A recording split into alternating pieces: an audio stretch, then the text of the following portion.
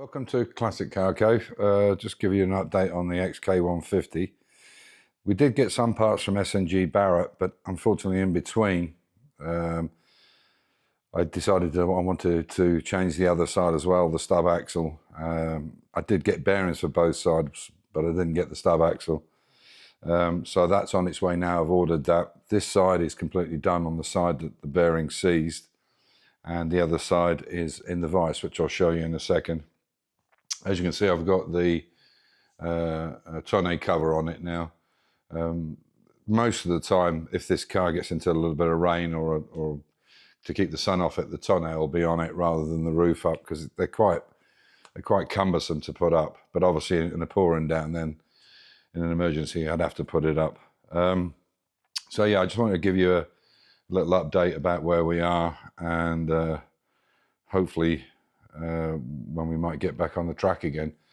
I would imagine it will be sort of the second Tuesday in July before we can do it, because my wife and I are going away down to Croatia to see some friends who have a house down there from England, and we also have some other friends who have just built a house down there, but it's going to be for rental, a big place with, I think it's 5-bedroom en suites, and I think it will take 10 or 12 people and a couple of apartments downstairs, right on the Mediterranean in Croatia. So we're going to go a couple of days with one set of friends and a couple of days with the others, because they're leaving.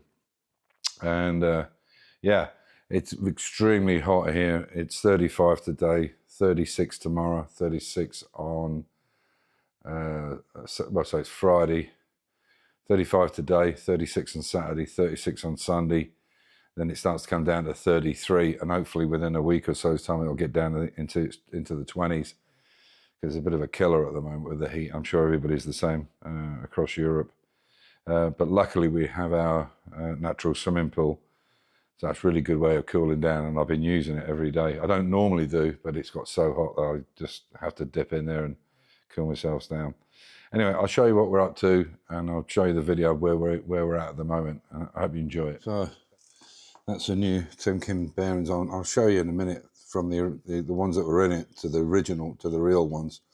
You can see there's the grease sponge spacer behind it, and it's already put the into that one, isn't it? It's that disc, isn't it? That one. Yeah. I don't know if this is going to show up. You can see, I don't know, you can see it's got the Timken. This is the old ones. And you see it's got this different writing on it completely from the original. I don't know if that's showing up.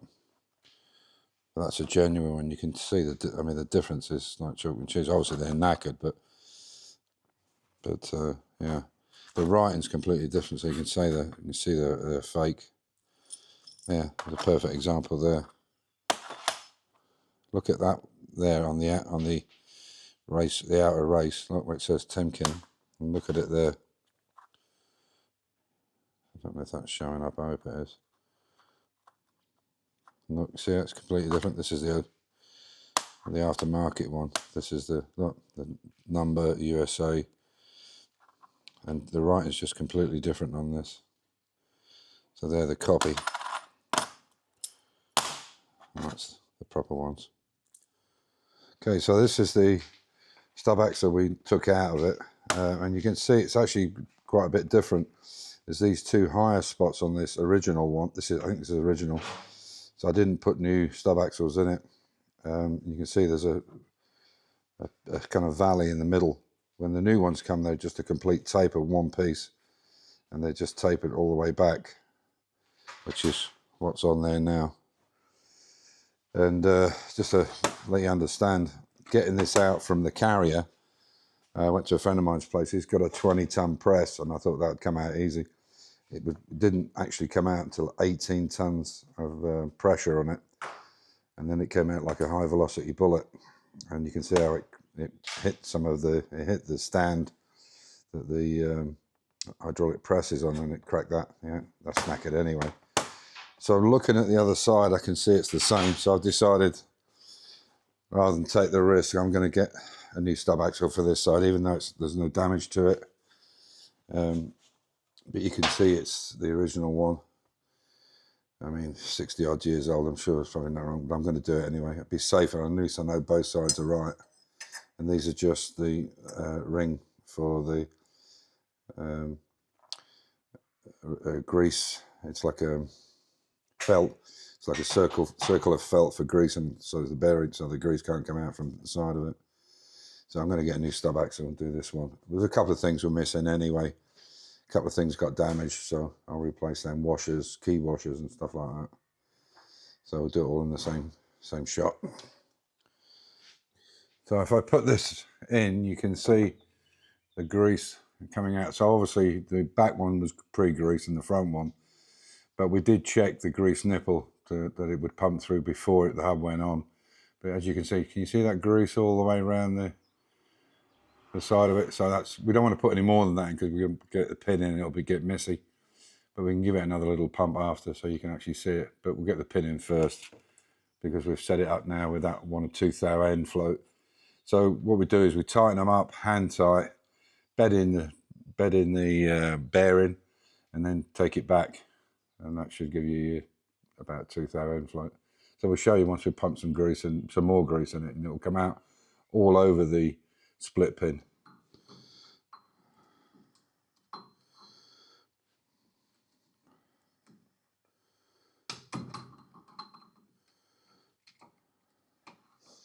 Okay, so you can see, watch now, he's going to pump it. You can see the grease coming over the, yeah, and we know that that is absolutely full to the brim. Perfect. There we go. Good. So you saw it on video, it's greased. We have proof. Evidence. So just trying this whole back. We've got a couple of new horns. A friend of mine, Martin Reed in the UK, sent me these. They're actually from a Mini, but they're plastic and they're perfect for what I want. So as you can hear, they work pretty well. So, and I have one of these already on the front from a spare Mini, but I thought I'd grab two anyway because they're there's a positive and an earth on the system of the car. So I think these have got slightly different tones. I'm not sure.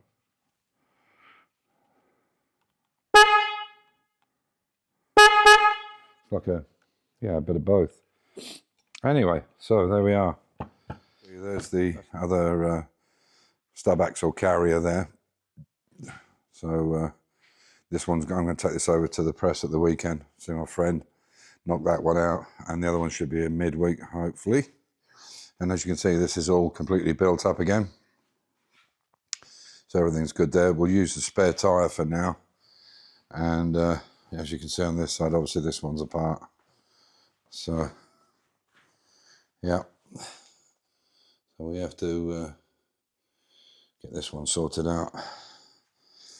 And then we can, hopefully I can get my friend down to do the tuning for us on the engine and get that purring so it's just right. So I'll give him a call this weekend. But it looks nice, I think, with that tonneau on it. Nice bit of kit. And you can drive that, obviously. You can unzip it and just have one side and have it hanging down, which is a nice feature on it. Just to finish up, you can see the red Minis on axle stands now. You just have to build up the subframes on that. And the XJ6, you can see the new seats in. It's extremely comfortable. They're really plumped up really nice now. What a difference with that seat. And as you can see, oh, you saw the first one in the video before, but there's the driver's side now. Really nice, really comfortable. It's really nice having done so many nut and bolt restorations, ground up restorations. It's really nice to have a restoration that you do, but you can drive, because you can instantly get the gratification from it when you do something, if you know what I mean, like when we did the engine or when we did the intake manifold and so on and so forth. You can go out and try it and test it. And the downside with doing a complete rebuild is it can take years. But there we are. So, yeah. Lot to do still, but she's on the road and she runs great. So the next thing on this will be the bodywork. I've got all the new seat belts for it. They're red, of course, but these black seat belts, the inertia reel is not great in them. it's kind of okay, but it's a bit, look, a bit saggy. Doesn't, you have to kind of lift it. So I've got new ones for that, and new seat belts or lap belts for the XK150, but I won't be putting them in till after the test, which sounds a bit crazy. But if I put them in, and because it didn't have seat belts in it or lap belts in it in 1958, they would they don't like it. They don't like it to upgrade. Why? I don't know. I mean, I would have thought for safety it would be better. So as soon as it's got the ticket on it, it's all done. It'll get the seat belts in it. So on that note, as usual, stay safe, keep the faith, enjoy your hobby, and just try and keep cool over the next. I mean, this is only what, the end of July, the end of June. What's it going to be like in July and August? God knows. Anyway, take care, everybody. Catch you in the next one.